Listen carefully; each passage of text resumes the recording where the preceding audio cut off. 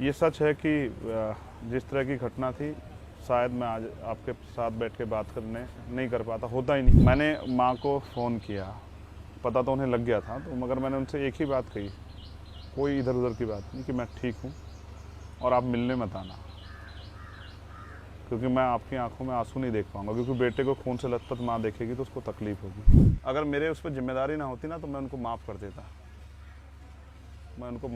और भूल जाता कि मेरे साथ कुछ हुआ था। तो हमारी 3 साल की पार्टी है, 20 में बनी, 2023 चल रहा है, हमें पैरों पे खड़े तो होने दो, अभी तो घुटनों पे भी नहीं आए। 4 दिन पहले आप चलती गाड़ी में जा रहे थे, अचानक आप पे गोलियां चली और इसे किस्मत ही कहेंगे कि आप हम बैठे और बात कर रहे हैं। तो ये जो घटना हुई, इस हमले में आप बच गए, इसे आप किस्मत मानेंगे, चमत्कार, या फिर कुछ और? देखो, मैं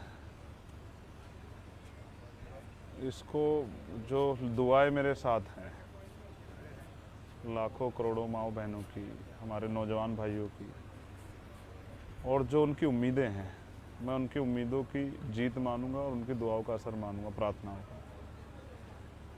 ये सच है कि जिस तरह की घटना थी शायद मैं आज आपके साथ बैठ के बात करने नहीं कर पाता, होता ही नहीं।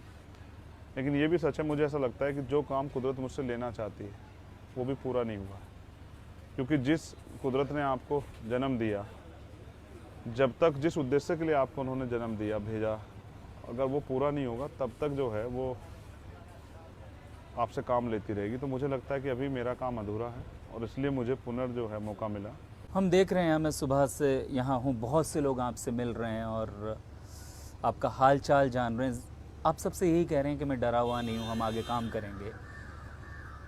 लेकिन आपका जीवन सिर्फ राजनीतिक या सामाजिक नहीं है, एक पारिवारिक भी है।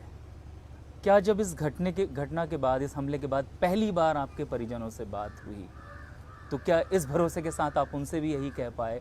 उनके डर को आप कैसे दूर करेंगे? क्योंकि एक पत्नी की भावनाओं को, एक बहन की भावनाओं को आप कैसे समझाएंगे? ये बड़ा कठिन सवाल है, मैं कभी व्यक्तिगत सवालों पर जवाब नहीं देता, लेकिन मैं आपको सीरियसली बताता हूँ, क्योंकि ये वास्तविकता में लोगों को इसका एहसास होना चाहिए। मैंने माँ को फ़ोन किया, पता तो उन्हें लग गया था, तो मगर मैंने उनसे एक ही बात कही, कोई इधर उधर की बात नहीं, कि मैं ठीक हूँ और आप मिलने मत आना, क्योंकि मैं आपकी आंखों में आंसू नहीं देख पाऊंगा, क्योंकि बेटे को खून से लथपथ माँ देखेगी तो उसको तकलीफ होगी। जिन बच्चों ने आप पे अटैक किया, लड़के हैं, कम उम्र के हैं, इस हमले के बाद एक बार भी आपके मन में ख्याल आया कि अगर मैं इनसे कभी मिलूंगा तो क्या कहूँगा? तो मैं ये कहूँगा, मैं उनको भी कहूँगा, कुदरत उनको सद्बुद्धि दे। हिंसा किसी चीज़ का रास्ता नहीं है। उनको मुझसे कोई शिकायत हो सकती है, लोकतंत्र है, विरोध आलोचना के लोगों को तैयार रहना चाहिए, और अच्छे बुरे सब तरह के लोग हैं। जहाँ उन्होंने ये किया, वहीं उस समाज में भी मेरे प्रति पीड़ा है। जिन लोगों ने, जो उनमें से उस समाज में संघर्ष आए, उनको भी एहसास है कि संघर्ष से आने वाला व्यक्ति कैसा होता है। मैं किसी के विरोध में नहीं हूँ। हाँ, मैं अन्याय का कल भी विरोध करता था, आज भी करता हूँ, हमेशा करता रहूँगा। मैं उनकी सज़ा उनके परिवार को नहीं देना चाहता, इसलिए मैं चाहता हूँ कि कुदरत उनको सद्बुद्धि दे। और विश्वास करो, अगर मेरे उस पर जिम्मेदारी ना होती ना तो मैं उनको माफ़ कर देता, और भूल जाता कि मेरे साथ कुछ हुआ था। लेकिन मेरे कंधों पर जिम्मेदारी है। कल ऐसा अगर मैं उनको माफ़ करूँगा इस तरह से, तो लोग ये सोचेंगे हो सकता है मैंने खुद ही कराया। इस वजह से मैंने कहा कि पुलिस जांच करे, और मैं स्ट्रांगली जांच इसलिए चाहता हूँ कि दूध का दूध पानी। मैं बस ये जानना चाहता हूँ कि उन्होंने मेरे ऊपर ये हमला क्यों किया, उनके पीछे कौन है, और मैं इसको जान के रहूँगा। और मेरा बस चलेगा तो मैं उनसे मिलने भी जाऊँगा और पूछूंगा कि बताओ भाई क्या शिकायत है। चंद्रशेखर जी, थोड़ा सा आपकी पॉलिटिक्स पे बात कर लेते हैं। आपने का जो शुरुआती दौर था, आप एक आक्रोशित दलित युवा के रूप में सामने आए जो दलित अधिकार की बात करता था।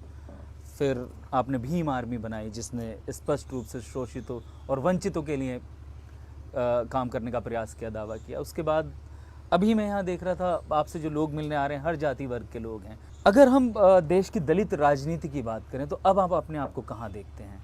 जहाँ पहले था, जब मैंने अन्याय के खिलाफ लड़ना शुरू किया, मुझे लगता था कि शोषण ही सब कुछ है, जो एट्रोसिटी हो रही है। थोड़ा सा आगे बढ़ने के बाद मुझे पता लगा कि शिक्षा हथियार है जिससे हम लोग आगे बढ़ सकते हैं, इसलिए हमने भीम आर्मी के माध्यम से शिक्षा का प्रचार प्रसार किया। लेकिन जैसे हमने और करीब से चीज़ों को देखा और मैं जेल गया और मैंने सत्ता की ताकत को महसूस किया कि निर्दोष होते भी आप पे एनएसए लग जाती है सुबह 3 बजे उठ के, और फिर आपको 1 साल जेल में रहना पड़ता है, आपकी इलाज बंद हो जाता है, आपका जो है और तमाम तरह की चीज़ें जो है सुविधाएं बंद हो जाती हैं, आपके परिवार से मुलाकात बंद हो जाती है, आपकी हत्या करने का प्रयास किया जाता है, आपकी जेल ट्रांसफ़र हो जाती है, आपको बोलने से मना किया जाता है, आपके मुंह पे ताला लगाया जाता है। तब मुझे समझ आया कि सत्ता में कितनी शक्ति है। और फिर मुझे ये भी समझ आया कि कौन लोग चाहते हैं कि शोषित वर्ग तबके के लोग जो हैं वो सत्ता में ना आए, क्योंकि भारत में सत्ता ही एक ऐसा हथियार है जिससे परिवर्तन हो सकता है, क्योंकि परिवर्तन होता है शक्ति से, और शक्ति है भारत के अंदर लोकतंत्र में, यानी कि सत्ता में, और सत्ता बनती है वोट से। लेकिन सत्ता के लिए तो वोट हासिल करना जरूरी होता है। आपने पिछले चुनाव लड़के देखे, कोई बहुत ज़्यादा असर नहीं रहा, तो अब आगे आप चुनावी राजनीति में अपने आप को कहाँ देखते हैं? बहुत अच्छा सवाल किया, जवाब भी सुनना चाहिए। कांग्रेस कब बनी, क्या आपको एहसास है? और कांग्रेस सत्ता में कब आई? आरएसएस कब बनी और सत्ता में कब आई? बीजेपी कब बनी और सत्ता में कब आई? अन्य पार्टियां कब बनी और कितने हमारी पार्टी के जिस चुनाव की बात आप कर रहे हैं वो हमारी पार्टी 2020 में बनी, और 2 साल तक लॉकडाउन रहा, लोग मिल नहीं पा रहे एक दूसरे से, राजनीति तो बहुत दूर की बात है। तो हमारी 3 साल की पार्टी 20 में बनी, 2023 चल रहा है। हमें पैरों पे खड़े तो होने दो, अभी तो घुटनों पे भी नहीं आए। कहा जाता है राजनीति में एक सप्ताह भी बहुत लंबा समय होता है, और अभी तो इलेक्शन में लगभग 1 साल है, लेकिन हम देख रहे हैं गठबंधनों की जो है सुगबुगाहट होने लगी है। विपक्ष का एक गठबंधन तैयार हो रहा है, उधर बीजेपी भी फिर से रिवाइव करने की कोशिश कर रही है, लेकिन अभी तक आपको किसी ने अप्रोच नहीं किया। नहीं, बहुत लोग अप्रोच कर रहे हैं, ये रणनीतिक हिस्सा है। और मैंने कहा ना, अभी लीडरशिप मेरे पास नहीं है। अब जब तक मैं रेस्ट में हूँ तब तक लीडरशिप हमारे लीडर्स पे है, हमारे राष्ट्रीय अध्यक्ष जी और हमारे महासचिव, तमाम जो साथी वो जो फैसला कर लेंगे। मेरे कंधों पर जिम्मेदारी है जल्दी ठीक होना और मध्य प्रदेश, राजस्थान और छत्तीसगढ़ का चुनाव लड़ाना। और आप मुझे देखना, मैं लोहे के बॉक्स में बंद होकर नहीं, ऐसे ही मैं अभी तो प्लान था हमारा जुलाई में, 15 जुलाई के बाद कावड़ यात्रा के बाद साइकिल से यात्रा करने का गांव-गांव जाके, तो करनी तो है। अब देखिए स्वास्थ्य ठीक हो जाएगा, इतना आशीर्वाद, इतना प्यार है, इतना सा जख्म है 1 इंच। मैंने जितनी बार भी आपसे बात की, आपने हमेशा उत्तर प्रदेश की पूर्व मुख्यमंत्री और भारत की सबसे बड़ी दलित नेताओं में से एक मायावती जी को बुआ जी कह के संबोधित किया, प्यार से बात की है, लेकिन उनकी तरफ से कभी कोई जवाब नहीं आता है। इस घटना के बाद भी सब ने आपसे हालचाल पूछा, बयान दिए, लेकिन बहन जी ने कुछ नहीं बोला। मुझे उनसे कोई नाराज़गी नहीं है, मैं खुश हूँ, आज तक यहाँ पहुँचा, इसमें भी उनका कहीं ना कहीं आशीर्वाद है। उन्होंने बहुत संघर्ष किया है। देखो, लोग मुझे लड़ाने का बड़ा प्रयास करते, दिलनवाज भाई, मैं दुश्मन से नहीं लड़ना चाहता। एक सवाल, 1 मिनट, मैं उनसे ही क्यों लड़ूंगा? दूसरी बात, लड़ाई किसी बात का हल नहीं है। आप ये भी सोचो ना, ऐसा भी होता कल जल और कुल मिल जाए। वही मैं सवाल पे आ रहा था। कल एक दिन ऐसा आए, वो कहते ठीक है अब यही चलाएगा, अब मैं जो है इसको आशीर्वाद दे देती हूँ, अब यही चलाएगा, ये मेरा बेटा ही है, चलो ये चलाएगा, है, तो क्या पता ऐसा भी दिन आ जाए। राहुल गांधी और उनकी राजनीति को लेकर आपकी क्या राय है? देखो, पिछले कुछ समय में हमने एक अलग तरह के राहुल गांधी देखे हैं। ऐसा नहीं लगता जैसे वो किसी सत्ता के लिए कर रहे हो। और बड़ी बात ये है, देखो, उनकी पार्टी अलग है, वैचारिक रूप से हमें बहुत मतभेद है। कल मैं राजस्थान में गया, उनकी पार्टी की सरकार है, मैंने वहाँ की सरकार के खिलाफ भी लोगों से अपील की कि हमारे लोग एकजुट होकर अपनी सत्ता यहाँ बनाएं।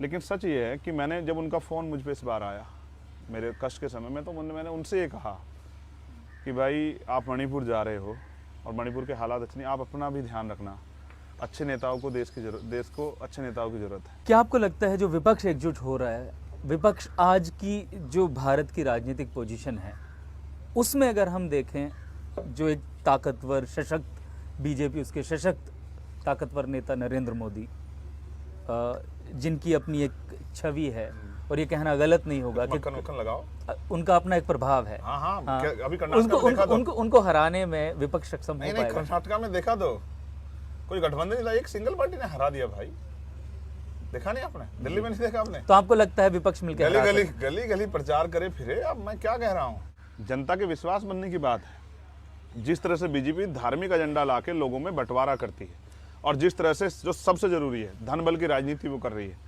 कि पैसा दे के चुनाव से पहले लोगों को खरीदने का काम करे उनकी वोट का, इसकी वजह से, क्योंकि लोग भूखे मर रहे हैं इसलिए बिखराव। 80 करोड़ लोग कौन है जो सस्ता राशन ले रहे हैं? जिस दिन जनता का अलायंस बनेगा, महंगाई, बेरोजगारी, उत्पीड़न, अन्य अत्याचार, तानाशाही, लूटपाट, अपराधीकरण के खिलाफ, जो जिस तरह गरीबों की जमीन कब, इसके खिलाफ जब अलायंस बनेगा जनता का, आप देखना एक झटके से उखाड़ फेंकेंगे। अगले 10 साल में अब अपने आप को कहाँ देखते हैं? ऐसे ही मिलूंगा आपको कहीं किसी खाट पे, किसी उस पर बैठा हुआ। लेकिन हो सकता है कि मेहनत की वजह से दायरा बहुत काम का बड़ा हो चुका हो और काफ़ी जगह पे आज़ाद समाज पार्टी के लोग सरकार बना भी चुके हैं, सरकार में शामिल भी हों और जनता की सेवा कर रहे हों, लेकिन रहूँगा ऐसा ही।